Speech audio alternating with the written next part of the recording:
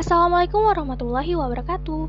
Hai sobat semua, perkenalkan namaku Gelsi Gevira Salsabila dari jurusan Manajemen Universitas Pancasakti dengan NIM 2892150205. Pada video kali ini, aku akan memaparkan materi perkuliahan Perekonomian Indonesia dengan tema Perekonomian Indonesia yang dibimbing oleh dosen kami, yakni Dr. IG Sudi Suharjo MM. So, harap simak baik-baik ya videonya teman-teman. Jawabanku untuk soal nomor 1 yakni ketenaga kerjaan berasal dari kata tenaga kerja yang dalam Undang-Undang Ketenagakerjaan Pasal 1 Angka 2 UU Nomor 13 Tahun 2003 tentang ketenaga kerjaan disebutkan bahwa tenaga kerja adalah setiap orang yang mampu melakukan pekerjaan guna menghasilkan barang dan atau jasa baik untuk memenuhi kebutuhan sendiri maupun untuk masyarakat. Sedangkan pengertian dari ketenaga kerjaan sesuai dengan pasal 1 angka 1 UU nomor 13 tahun 2003 tentang ketenaga kerjaan adalah segala hal yang berhubungan dengan tenaga kerja pada waktu sebelum, selama, dan sesudah masa kerja. Demi meningkatkan taraf hidup, maka perlu dilakukan pembangunan di berbagai aspek, tidak terkecuali dengan pembangunan ketenaga kerjaan yang dilakukan atas asas keterpaduan melalui koordinasi fungsional lintas sektoral pusat dan daerah. Dalam hal ini, maksudnya adalah asas pembangunan ketenaga kerjaan berlandaskan asas pembangunan nasional terkhusus asas demokrasi Pancasila, asas adil dan merata. Selanjutnya, jawaban saya untuk nomor 2 adalah yang pertama adalah ketidakseimbangan antara pekerjaan dan jumlah tenaga kerja. Penyebab pengangguran di Indonesia dan alasan yang pertama adalah adanya ketidakseimbangan antara pekerjaan dan jumlah tenaga kerja yang meningkat setiap tahunnya.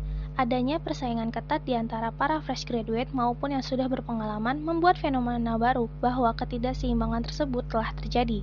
Mahasiswa dan lulusan magister pun semakin kesulitan memiliki pekerjaan, karena jumlah pekerjaan yang tersedia sedikit dan tidak diiringi dengan kemampuan dari para individu tersebut. Ledakan penduduk di Indonesia juga dapat menjadi salah satu faktor pemicu adanya pengangguran di Indonesia. Hal tersebut menyebabkan banyaknya lulusan muda yang menganggur untuk menunggu pekerjaan. Yang kedua, kemajuan teknologi. Penyebab pengangguran di Indonesia dan alasannya yang selanjutnya adalah kemajuan teknologi. Memang kemajuan teknologi merupakan suatu kebanggaan karena kinerja manusia pastinya akan lebih cepat dan mudah. Namun, hal tersebut juga harus diwaspadai karena dapat menyebabkan ketidakseimbangan antara pekerja yang telah digantikan posisinya oleh robot. Biasanya alasan utamanya adalah karena biayanya jauh lebih murah dengan kerja cepat dan akurat. Yang ketiga, kemampuan para pencari kerja yang tidak sesuai. Penyebab pengangguran di Indonesia dan alasan yang selanjutnya adalah banyak kriteria para pencari kerja yang tidak sesuai dengan permintaan perusahaan. Perusahaan akan membutuhkan karyawan yang sesuai dengan kriteria kebutuhan pada posisi yang akan ditempati oleh para calon karyawan. Hal tersebut biasanya menjadi kendala pada saat perusahaan membutuhkan karyawan dengan keterampilan tinggi, serta otomatis akan hanya ada beberapa pelamar yang memiliki kesempatan untuk diterima. Yang keempat, kurangnya pendidikan dan keterampilan. Penyebab pengangguran di Indonesia dan alasan yang berikutnya adalah adanya masalah pada keterampilan dan pendidikan para pelamar. Kurangnya tingkat pendidikan akan menyebabkan seseorang menjadi sulit untuk dijadikan sebagai tenaga kerja. Akibatnya, kebanyakan orang yang tidak memiliki latar belakang pendidikan tinggi biasanya hanya menjadi buruh kasar. Jika pekerjaan kasar tidak ada dan tidak adanya jiwa seseorang pengusaha, maka seseorang dapat menjadi pengangguran permanen. Selain itu, keterampilan juga penting untuk melatih kemampuan mereka untuk memasuki dunia kerja. Yang kelima, tingkat kemiskinan. Sebuah penelitian mengungkapkan bahwa sebagian besar penganggur berasal dari orang-orang yang hidup di bawah kemiskinan. Meskipun tingkat kemiskinan di Indonesia selalu ditangani secara serius dan bertahap, kurangnya kemampuan untuk keluar dari zona kemiskinan tersebut masih kurang. Selain itu, kesempatan untuk mendapatkan pendidikan atau mengasah keterampilan masih sangat minim sehingga yang terjadi adalah hanya masalah pengangguran. Yang keenam, adanya PHK. Penyebab pengangguran di Indonesia dan alasan yang selanjutnya adalah adanya pemutusan hubungan kerja atau PHK. PHK akan terjadi setelah berakhirnya kontrak kerja atau adanya pengangguran tenaga kerja. Biasanya, sebuah perusahaan juga akan melakukan metode ini untuk menstabilkan sistem kerja. Lalu, yang ketujuh adalah tempat tinggal yang jauh. Kurangnya pemerataan lowongan pekerjaan bisa menjadi penyebab adanya angka pengangguran di Indonesia.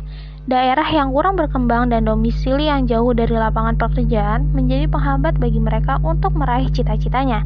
Keterbatasan biaya untuk dapat mencoba peruntungan di luar daerah juga dapat menjadi masalah serius terkait angka pengangguran di Indonesia. Maka dari itu, pemerataan lapangan pekerjaan akan sangat diperlukan. Yang kedelapan, pasar global. Penyebab pengangguran di Indonesia dan alasannya yang berikutnya adalah adanya persaingan di era pasar global saat ini. Kemungkinan akan meningkatnya perusahaan asing yang didirikan tetapi mereka cenderung memasukkan beberapa pekerja dari negara mereka daripada menggunakan tenaga kerja asli. Terciptanya keseimbangan antara pekerja asing dan pekerja asli merupakan masalah yang harus ditanggapi secara serius di Indonesia. Langkah dan peraturan yang sesuai seharusnya perlu ditegakkan agar keseimbangan di lingkungan para pekerja dapat tercipta dengan baik. Lalu, jawaban saya untuk nomor 3 adalah konsumsi Indonesia pada triwulan 1 tahun 2020 ini dari sisi pengeluaran struktur ekonomi Indonesia J, konsumsi rumah tangga dengan kontribusi sebesar 58,14% dengan pembentukan modal tetap bruto PMTB atau investasi yang berkontribusi sebesar 31,91%. Pada triwulan 1 sampai 2020 ini, konsumsi rumah tangga memang tetap tumbuh tetapi melambat. Secara year on year, pertumbuhan konsumsi rumah tangga pada triwulan 1 2020 hanya 2,84%. Turun dibandingkan pertumbuhan pada triwulan 1 2019 yang sebesar 5,02%. Karena konsumsi rumah tangga ini merupakan penyokong utama struktur perekonomian Indonesia.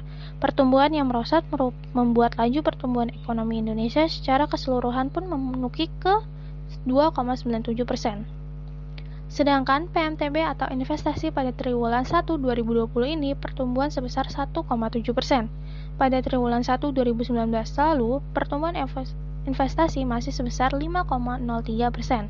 Konsumsi pemerintahan yang sebenarnya diharapkan menjadi pendorong pertumbuhan saat krisis. Seperti sekarang, pada triwulan 1 2020 ini pertumbuhan juga melambat menjadi 3,74%. Padahal pada triwulan 1 2019 lalu pertumbuhannya sebesar 5,22%. Adapun kontribusi konsumsi pemerintah pada struktur ekonomi Indonesia pada triwulan 1 2020 adalah sebesar 6,5%. Perlambatan pertumbuhan konsumsi pemerintahan ini terjadi karena kontraksi pada belanja barang yang turun 6,12% sebagai dampak dari keputusan pemerintahan melakukan efisiensi. Selanjutnya, jawaban saya untuk soal nomor 4. Berkat mempelajari mata kuliah perekonomian Indonesia, saya jadi mengetahui sejarah perkembangan Indonesia dari zaman ke zaman yang semakin berkembang. Tidak hanya itu, saya juga banyak belajar tentang dampak positif dan juga negatif dari beberapa sistem ekonomi dari masa ke masa, dan juga sebab akibat yang terjadi di sistem ekonomi Indonesia. Demikianlah video presentasi yang bisa aku sampaikan. Kurang lebihnya, aku mohon maaf apabila ada salah pengucapan penulisan dalam video presentasi ini. Wabillahi taufiq wal hidayah. Wassalamualaikum warahmatullahi wabarakatuh.